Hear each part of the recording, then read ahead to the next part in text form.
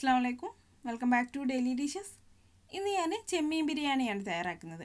നല്ല എളുപ്പത്തിൽ തയ്യാറാക്കിയെടുക്കാൻ പറ്റിയ നല്ലൊരു ചെമ്മീൻ ബിരിയാണി. അപ്പോൾ നമുക്കിത് എങ്ങനെയാണ് തയ്യാറാക്കിയെടുക്കുന്നതെന്ന് നോക്കാം. അപ്പോൾ ഞാൻ ഈ ബിരിയാണി തയ്യാറാക്കാൻ വേണ്ടിയിട്ട് 3/4 കിലോയോളം ചെമ്മീൻ എടുത്തിട്ടുണ്ട്. ചെമ്മീൻ നന്നായിട്ടൊന്ന് ക്ലീൻ ആക്കി എടുത്തിട്ടുണ്ട്. ഇനി ഈ ചെമ്മീൻ ഒന്ന് മാരിനേറ്റ് ചെയ്ത് വെക്കാം. അപ്പോൾ ഇതിലേക്ക് 1/2 ടീസ്പൂൺ മഞ്ഞൾപ്പൊടി ചേർത്ത് കൊടുക്കാം. പിന്നെ 2 ടീസ്പൂൺ മുളക് പൊടി, പിന്നെ ആവശ്യത്തിന് വേണ്ട ഉപ്പ്, 1 ടീസ്പൂൺ നാരങ്ങാനീര്. ഇനി ഇതെല്ലാം കൂടി ചേർത്തിട്ട് നന്നായിട്ടൊന്ന് മിക്സ് ചെയ്തെടുക്കാം.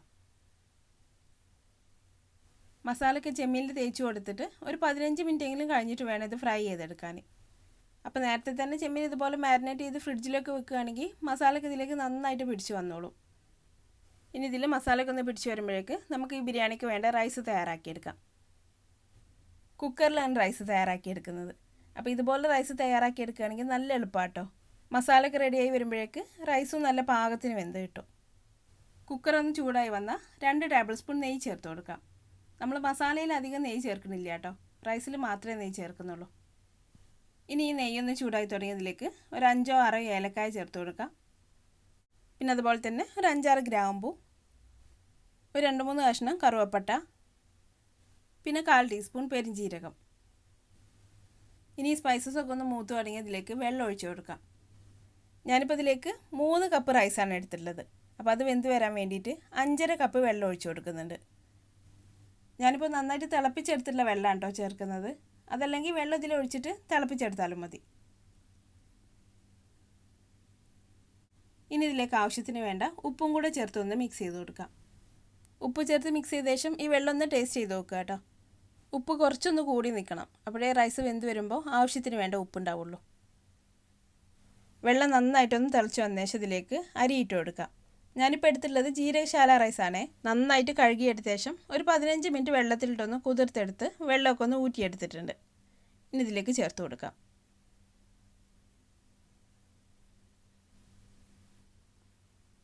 അരി ചേർത്ത് കൊടുത്ത ശേഷം ഇതൊന്ന് ഇളക്കി കൊടുക്കാം. എന്നിട്ടിത് നന്നായിട്ടൊന്ന് തിളച്ച് വന്ന ശേഷം കുക്കർ മൂടി വെച്ച് വേവിച്ചെടുക്കാം.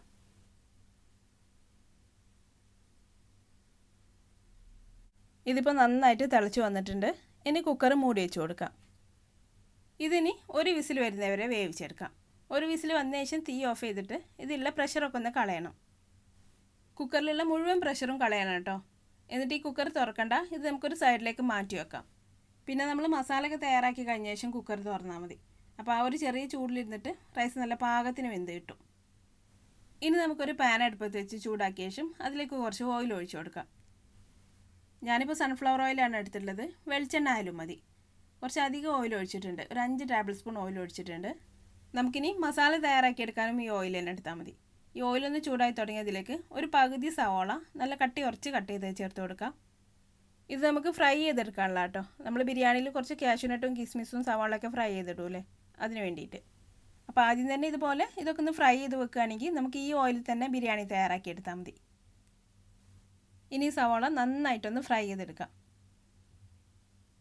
അപ്പോൾ ഏകദേശമൊക്കെ ഒന്ന് ഫ്രൈ ചെയ്ത് തുടങ്ങിയതിലേക്ക് കാഷ്യൂനട്ടും കിസ്മിസും കൂടെ ചേർത്ത് കൊടുക്കാം. ഇനി ഇതെല്ലാം കൂടി ഒന്നും കൂടി ഫ്രൈ ചെയ്തെടുക്കാം. നമ്മളിതിൽ ചേർത്തിട്ടുള്ള കിസ്മിസൊക്കെ നല്ല ചെറിയൊരു ബോളായിട്ട് വരും, അതുവരെ ഫ്രൈ ചെയ്തെടുക്കാം കേട്ടോ. ഇതിപ്പോൾ നന്നായിട്ട് ഫ്രൈ ആയി വന്നിട്ടുണ്ട്. ഇനി ഇത് ഓയിൽ നിന്ന് മാറ്റി കൊടുക്കാം.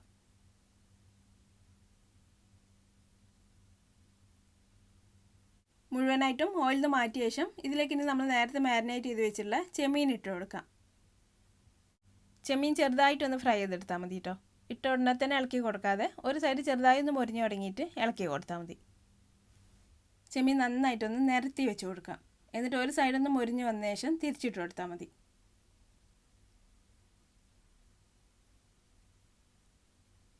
ഇപ്പോൾ ഒരു സൈഡ് ചെറുതായിട്ടൊന്ന് മുരിഞ്ഞ് വന്നിട്ടുണ്ട്. ഇനി ഇത് തിരിച്ചിട്ട് കൊടുക്കാം. കൂടുതൽ സമയം വെക്കേണ്ട ആവശ്യമൊന്നുമില്ല കേട്ടോ. തീ കൂട്ടി വെച്ചിട്ട് കുറച്ച് സമയം വെച്ചിട്ടൊന്ന് ചെറുതായിട്ട് മുരിച്ചെടുത്താൽ മതി.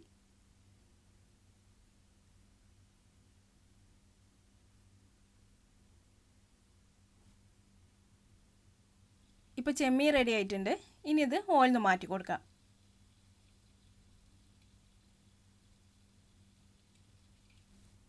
ഇനി നമുക്ക് മസാല തയ്യാറാക്കാൻ തുടങ്ങാം. അപ്പോൾ അതിന് വേണ്ടിയിട്ട് ഒരു പാത്രം അടുപ്പത്ത് വെച്ച് ചൂടാക്കി എടുത്തിട്ടുണ്ട്. അതിലേക്ക് നമ്മൾ ചെമ്മീൻ ഫ്രൈ ചെയ്തെടുത്തിട്ടുള്ള ബാക്കിയുള്ള ഓയിൽ ചേർത്ത് കൊടുക്കാം. അതിലുള്ള മസാലയൊക്കെ ഇതിലേക്ക് ചേർത്ത് കൊടുക്കാം കേട്ടോ. പാത്രം എടുക്കുമ്പോൾ കുറച്ച് വലിയൊരു പാത്രം എടുക്കണം. നമ്മൾ ഈ പാത്രത്തിൽ തന്നെയാണ് മസാലയും റൈസും കൂടി ദം ചെയ്തെടുക്കുന്നത്. ഇനി ഈ ഓയിലൊന്ന് ചൂടായി തുടങ്ങിയതിലേക്ക് സവാള ചേർത്ത് കൊടുക്കാം. 4 സവാളയാണ് കേട്ടോ എടുത്തുള്ളത്. സവാള ഇനി നന്നായിട്ടൊന്ന് വഴറ്റിയെടുക്കണം. അപ്പോൾ പെട്ടെന്നൊന്ന് വഴന്ന് വരാൻ വേണ്ടി നമുക്കിതിലേക്ക് കുറച്ച് ഉപ്പും കൂടെ ചേർത്ത് കൊടുത്തിട്ട് ഒന്ന് വഴറ്റിയെടുക്കാം.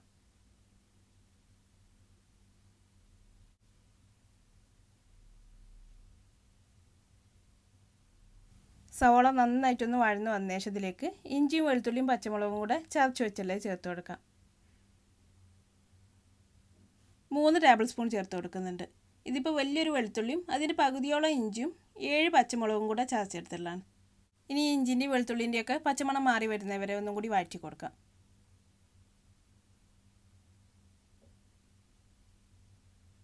ഇപ്പോൾ ഇഞ്ചിയും വെളുത്തുള്ളിയൊക്കെ നന്നായിട്ട് വഴന്നു വന്ന് അതിൻ്റെ പച്ചമണമൊക്കെ ഒന്ന് മാറി വന്നിട്ടുണ്ട്. ഇനി ഇതിലേക്ക് തക്കാളി ചേർത്ത് കൊടുക്കാം. 3 തക്കാളി ചേർത്ത് കൊടുക്കുന്നുണ്ട്. ഇനി ഇതിലേക്ക് ആവശ്യത്തിന് ഉപ്പും കൂടെ ചേർത്ത് കൊടുത്തിട്ട് ഒന്ന് മിക്സ് ചെയ്ത് കൊടുത്ത ശേഷം നമുക്ക് തക്കാളി ഒന്ന് വേവിച്ചെടുക്കണം. ഇതൊന്ന് മൂടി വെച്ച് വേവിച്ച് കൊടുക്കാം കേട്ടോ. ഒരു 5 മിനിറ്റ് വെച്ച് കൊടുത്താൽ മതി. തക്കാളിയൊക്കെ നന്നായിട്ടൊന്ന് വെന്തുടഞ്ഞ് വരണം. വെള്ളമൊന്നും ചേർക്കണ്ട, തീ നന്നായിട്ടൊന്ന് കുറച്ച് വെച്ചാൽ മതി. ഇപ്പോൾ ഞാനിത് വെച്ചിട്ട് 5 മിനിറ്റ് കഴിഞ്ഞിട്ടുണ്ട്. ഇപ്പോൾ തക്കാളിയൊക്കെ നന്നായിട്ട് വെന്ത് വന്നിട്ടുണ്ട്. ഇനി ഇതിലേക്ക് 3/4 ടീസ്പൂണോളം ഗരം മസാല ചേർത്ത് കൊടുക്കാം. പിന്നെ ഒരു കൈപ്പിടി മല്ലിയിലയും പുതിനയിലയും കൂടെ ചേർത്ത് കൊടുക്കാം. ഇതിലേക്ക് ഞാൻ ആകെ എടുത്തുള്ളത് 3/4 കപ്പ് മല്ലിയിലയും 1/4 കപ്പ് പുതിനയിലയാണ്. അതിൽ നിന്നും ഒരു കൈപ്പിടിയാണ് ഇപ്പോൾ ചേർത്ത് കൊടുത്തിട്ടുള്ളത്. ഇനി ഇതൊന്ന് മിക്സ് ചെയ്ത് കൊടുത്ത ശേഷം ഇതിലേക്ക് നമ്മൾ ഫ്രൈ ചെയ്ത് വെച്ചിട്ടുള്ള ചെമ്മീൻ ചേർത്ത് കൊടുക്കാം. ചെമ്മീൻ ഇതിലേക്ക് ചേർത്ത് കൊടുത്തിട്ട് നന്നായിട്ട് ഈ മസാലയിലൊന്ന് മിക്സ് ചെയ്തെടുക്കാം കേട്ടോ. അതിനുശേഷം നമുക്ക് ഒരു 15 മിനിറ്റ് ഇതൊന്ന് മൂടി വെച്ച് വേവിച്ചെടുക്കണം. ഈ ചെമ്മീനൊക്കെ നന്നായിട്ട് വെന്ത് മസാലയൊക്കെ ഇതിലേക്ക് നന്നായിട്ടൊന്ന് പിടിച്ച് വരണം. തീ നന്നായിട്ടൊന്ന് കുറച്ച് വെക്കുക. ഇടയ്ക്കൊന്ന് തുറന്ന് നോക്കി ഇളക്കി കൊടുക്കാൻ വേണം. ഇപ്പോൾ 15 മിനിറ്റ് കഴിഞ്ഞിട്ടുണ്ട്. ഇനി ഇതൊന്ന് തുറന്ന് നോക്കാം. ഇപ്പോൾ ചെമ്മീനൊക്കെ വെന്ത് മസാലയൊക്കെ ഇതിലേക്ക് നന്നായിട്ട് പിടിച്ചു വന്നിട്ടുണ്ട്. ഇനി ഇതിലേക്ക് 1 ടീസ്പൂൺ നാരങ്ങാനീര് ചേർത്ത് കൊടുക്കാം. പിന്നെ ബാക്കിയുള്ള മല്ലിയിലയും പുതിനയിലയും കൂടെ ചേർത്ത് കൊടുക്കാം. പിന്നെ ഒരു 1/4 ടീസ്പൂൺ ഗരം മസാലയും കൂടെ ചേർത്തിട്ട് ഇതൊന്നും കൂടി മിക്സ് ചെയ്തെടുക്കാം. ഇപ്പോൾ ഇതിൽ ഉപ്പൊക്കെ നോക്കിയിട്ട് വേണമെങ്കിൽ ചേർത്ത് കൊടുക്കാം കേട്ടോ. ഇപ്പോൾ നമ്മുടെ ബിരിയാണിക്ക് വേണ്ട മസാല റെഡി ആയിട്ടുണ്ട്. ഇനി തീ നന്നായിട്ട് കുറച്ച് വെച്ചാൽ മതി കേട്ടോ. ഇനി ഇതിൽ നിന്നും പകുതി മസാല വേറൊരു പാത്രത്തിലേക്ക് മാറ്റി കൊടുക്കാം. എന്നിട്ട് ബാക്കിയുള്ള ഈ മസാല ഈ പാത്രത്തിൽ നന്നായിട്ടൊന്ന് നിരത്തി വെച്ച് കൊടുക്കാം. ഇനി നമ്മൾ നേരത്തെ തയ്യാറാക്കി വെച്ചിട്ടുള്ള റൈസ് ഒന്ന് മിക്സ് ചെയ്തെടുക്കാം. കുക്കർ ഞാനിപ്പോഴേ തുറക്കുന്നുള്ളൂ കേട്ടോ. റൈസൊക്കെ ഇപ്പോൾ നല്ല പാകത്തിന് വെന്ത് വന്നിട്ടുണ്ട്. ഒട്ടിയിട്ടൊന്നുമില്ല, ഓരോന്നും വിട്ടിട്ട് തന്നെ കിടക്കുന്നുണ്ട്. ഇനി ഇത് നന്നായിട്ടൊന്ന് മിക്സ് ചെയ്ത ശേഷം നമ്മൾ തയ്യാറാക്കി വെച്ചിട്ടുള്ള മസാലയിലേക്ക് ഇട്ട് കൊടുക്കാം. പൊടിഞ്ഞൊന്നും പോവാതെ പതുക്കെ മിക്സ് ചെയ്തെടുക്കണം. ഇനി ഇത് മസാലയിലേക്ക് ചേർത്ത് കൊടുക്കാം. ഈ റൈസിൻ്റെ പകുതി മസാലയിലേക്ക് ചേർത്ത് കൊടുക്കാം കേട്ടോ. ആദ്യം പകുതി റൈസ് ചേർത്ത് കൊടുത്തിട്ട് നന്നായിട്ടൊന്ന് നിരത്തി വെച്ച് കൊടുക്കാം. ഇനി ഇതിൻ്റെ മുകളിലായിട്ട് കുറച്ച് മല്ലിയിലയും പുതിനയിലയും കൂടി ഇട്ട് കൊടുക്കാം. പിന്നെ കുറച്ച് ഗരം മസാലയും കൂടെ ചേർത്ത് കൊടുക്കുന്നുണ്ട്. ഇനി ഇതിൻ്റെ മുകളിലായിട്ട് നമ്മൾ നേരത്തെ മാറ്റി വെച്ചിട്ടുള്ള മസാലയും കൂടെ ചേർത്ത് കൊടുക്കാം. ഇനി മസാല ഒന്ന് നിരത്തി വെച്ച് കൊടുത്ത ശേഷം ഇതിൻ്റെ മുകളിലായിട്ട് ബാക്കിയുള്ള റൈസും കൂടെ ചേർത്ത് കൊടുക്കാം. റൈസ് മുഴുവൻ ഇട്ട് കൊടുത്ത ശേഷം വീണ്ടും ഇതൊന്ന് നിരത്തി വെച്ച് കൊടുക്കാം. എന്നിട്ട് ഇതിൻ്റെ മുകളിലായിട്ട് വീണ്ടും കുറച്ച് മല്ലിയിലയും കൂടെ ചേർത്ത് കൊടുക്കാം. ഇനി ഇതിൻ്റെ മുകളിലായിട്ട് നമ്മൾ നേരത്തെ ഫ്രൈ ചെയ്ത് വെച്ചിട്ടുള്ള സവാളയും കാഷ്യൂനട്ടും കിസ്മിസും കൂടെ ചേർത്ത് കൊടുക്കാം.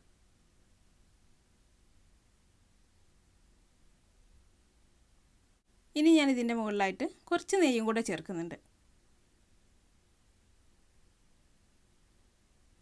ഇനി ഇത് മൂടി വെച്ചിട്ട് ഒരു 10 മിനിറ്റ് വെച്ച് കൊടുക്കാം. തീ നന്നായിട്ട് കുറച്ച് വെക്കണം. അടി കട്ടി കുറവുള്ള പാത്രമാണെങ്കിൽ അടി പിടിക്കാൻ ചാൻസ് ഉണ്ട്. അതുകൊണ്ട് താഴെ പഴയൊരു പാൻ എന്തെങ്കിലും വെച്ചിട്ടൊന്ന് ചൂടാക്കിയ ശേഷം അതിൽ ഈ ബിരിയാണി പാത്രം വെച്ച് കൊടുത്താൽ മതി. ഞാൻ ഈ മൂടിയുടെ ഹോള് ഒരു ടിഷ്യൂ പേപ്പർ ചുരുട്ടി വെച്ചിട്ടൊന്ന് അടച്ചു കൊടുക്കുന്നുണ്ട്. ഇനി ഇതിൽ നിന്ന് ആവിയൊന്നും പുറത്തൊന്നും പോവില്ല.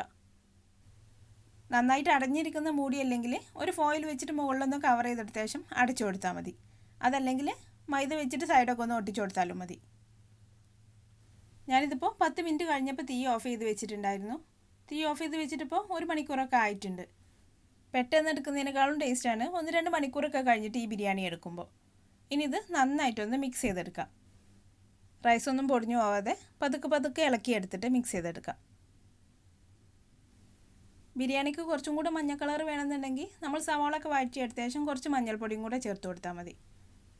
നമ്മൾ ചെമ്മീനിൽ മഞ്ഞൾപ്പൊടി ചേർത്ത് കൊടുത്തിട്ടുണ്ട്. പിന്നെ ചെമ്മീൻ ഫ്രൈ ചെയ്തെടുത്തിട്ടുള്ള ഓയിൽ തന്നെയാണ് മസാല തയ്യാറാക്കി എടുത്തിട്ടുള്ളതും. അപ്പോൾ ഇതിൽ അത്യാവശ്യം മഞ്ഞ കളർ ഉണ്ട്. കൂടുതൽ വേണമെങ്കിൽ മാത്രം ചേർത്ത് കൊടുത്താൽ മതി. ഇപ്പോൾ ബിരിയാണി നന്നായിട്ട് മിക്സ് ചെയ്തെടുത്തിട്ടുണ്ട്. ഇനി ഇതൊരു പാത്രത്തിലേക്ക് വിളമ്പാം.